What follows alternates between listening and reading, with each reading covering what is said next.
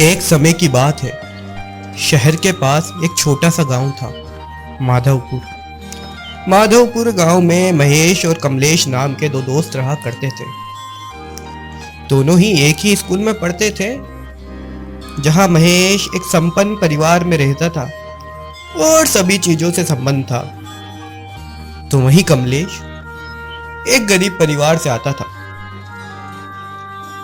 परंतु आपस में अमीरी गरीबी में इतना भेदभाव होने के कारण भी वो दोनों बहुत ही प्रेम से साथ में रहा करते थे।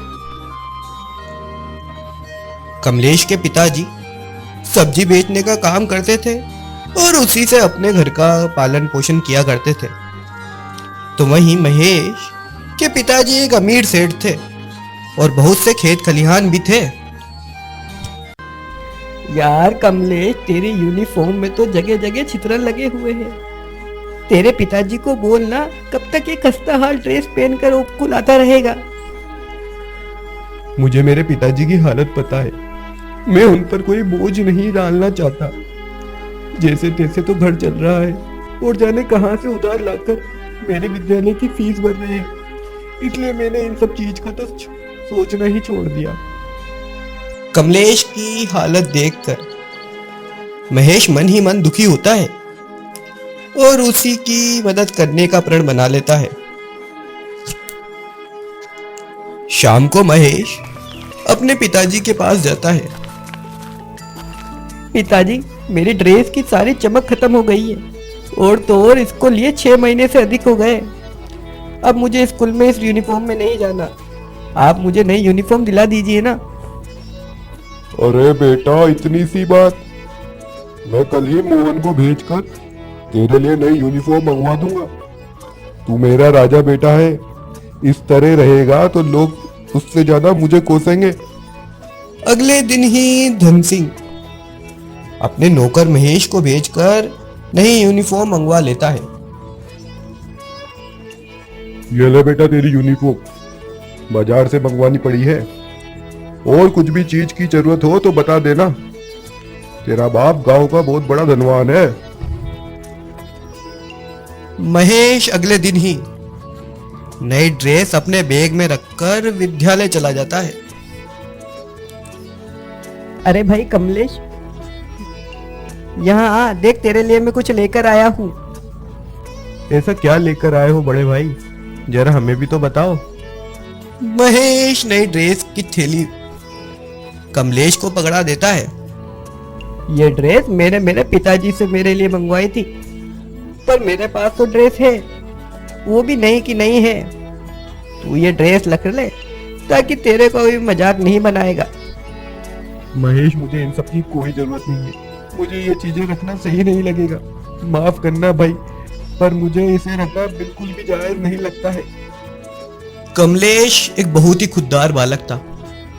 भले ही वह गरीब परिवार से आता था, पर उसने अपना दायरा जानता था। ठीक है भाई कमलेश, मैं तेरी बात मान लेता हूँ। ये ड्रेस रख लूंगा, पर तुझे भी मेरी एक बात रखनी पड़ेगी। बोलना भाई, क्या बात है? देख, ये ड्रेस तो मैं पहन लूंगा, पर मेरी 6 महीने पुरानी वाली ड्रेस तुझे रखना पड़ेगा। कमलेश, मेरी इतनी सी बात का मान रख ले। ये मेरी मान सम्मान की बात है। कमलेश महेश की परिस्थितियों को समझकर उसकी बात मान लेता है। समय धीरे धीरे गुजरता जाता है। महेश और कमलेश कब बड़े हो जाते हैं पता ही नहीं चलता। यार महेश, समझ में नहीं आ रहा है क्या काम करूं। पढ़ाई भी पूरी हो गई है और माँ बाप की वजह से शहर में जाकर काम भी नहीं कर सकता। तुझे इतना सोचने की जरूरत नहीं है। हमारा मुंशी बहुत ही खड़ूस आदमी है। पिताजी ने मुझे कई बार उसे हटाने के लिए कह दिया है, पर गांव में उसके बराबर कोई पढ़ा लिखा आदमी भी तो नहीं बचा। अरे ये तो गजब है। हाँ भाई, इसीलिए मैं कह रहा हूँ, तू भी पढ़ाई में अच्छा है और तू इस गांव में सबसे ज्यादा पढ़ा लिखा है।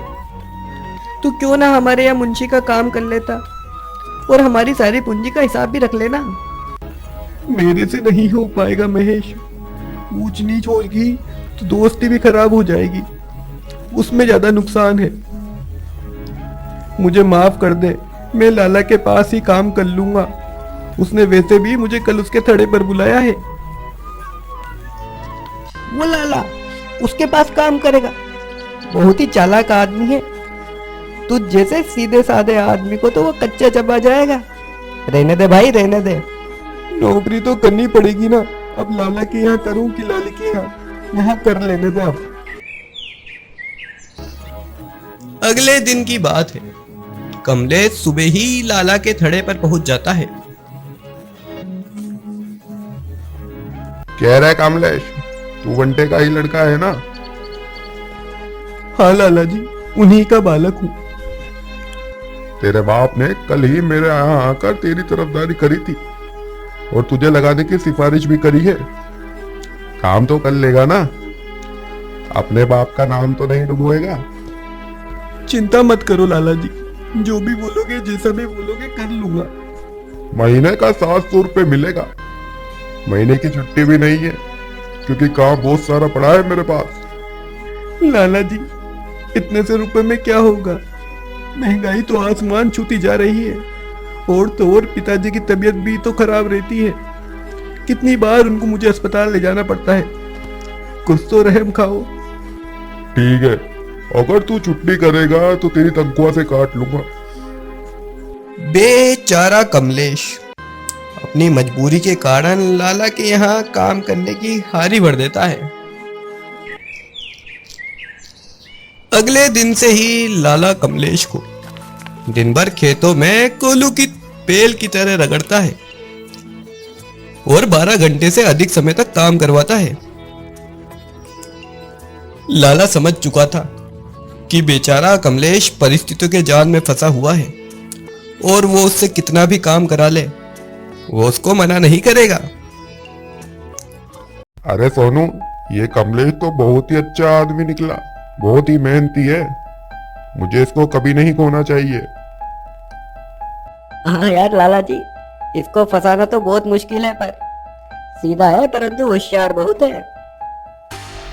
मेरे पास एक तरकीब है।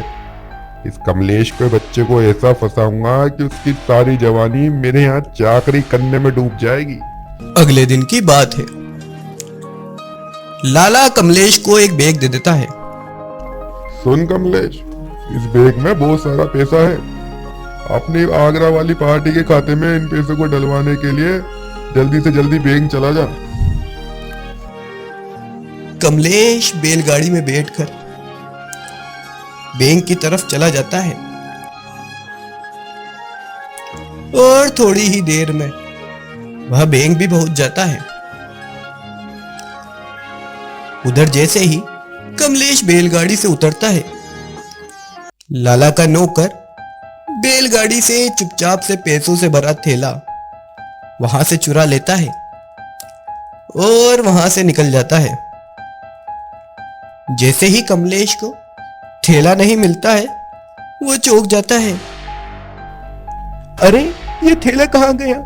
अभी तो यही रखा था। हे भगवान, ये क्या हो गया? अगर लाला को पता चल गया तो वो मेरी खाल खींच लेगा।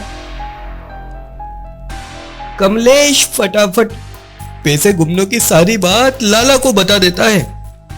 अबे बेवकूफ, तूने मेरे सारे पैसे घुमा दिए। उस पोटले में 10 लाख रुपए थे। कभी देखे है तूने इतने पैसे? लाला जी, आप चिंता मत करिए, मैं आपके सारे पैसे चुका दूंगा। सारे पैसे चुका देगा? पैसे क्या पेड़ पे उगते हैं? तो लाके दे देगा। अब तुझे मेरे यहाँ बंधुआ मजदूरी करनी पड़ेगी और तेरी पूरी जवानी मेरे यहाँ नौकरी चाकरी करने में गुजरेगी। बेचारा कमलेश इतनी सारी घटना हो जाने के कारण लाला का निर्णय भी मान लेता है और बंधुआ मजदूरी करने के लिए राजी हो जाता है। शाम को महेश को कमलेश के बारे में ये सारी जानकारी उसका एक दोस्त दे देता है। मैंने कमलेश से कह दी थी लाला सही आदमी नहीं है, पर उसने मेरी एक नहीं मानी। अब फंस गया ना। महेश दोस्ती में एक अच्छा आदमी था।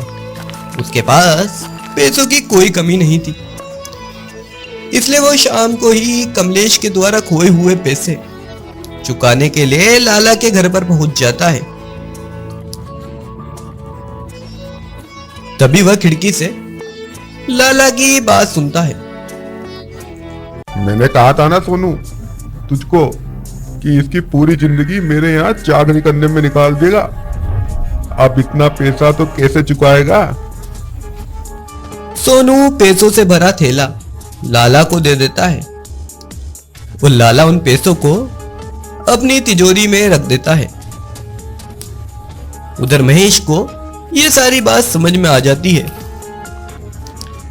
ये लाला तो सही में बेईमान निकला। बेचारे कमलेश को किस जाल में फंसा दिया। महेश अगले दिन ही पुलिस की जीप में लाला के थड़े पर आ जाता है। वहां पर कमलेश भी काम करता रहता है। अरे कमलेश, तुझे अब इस लाला के यहाँ काम करने की कोई जरूरत नहीं। इस लाला ने ही तेरे पास के पैसे चुराए हैं ताकि तू सारी जिंदगी इसके यहाँ चाकरी करता रहे। पुलिस लाला को पकड़ लेती है।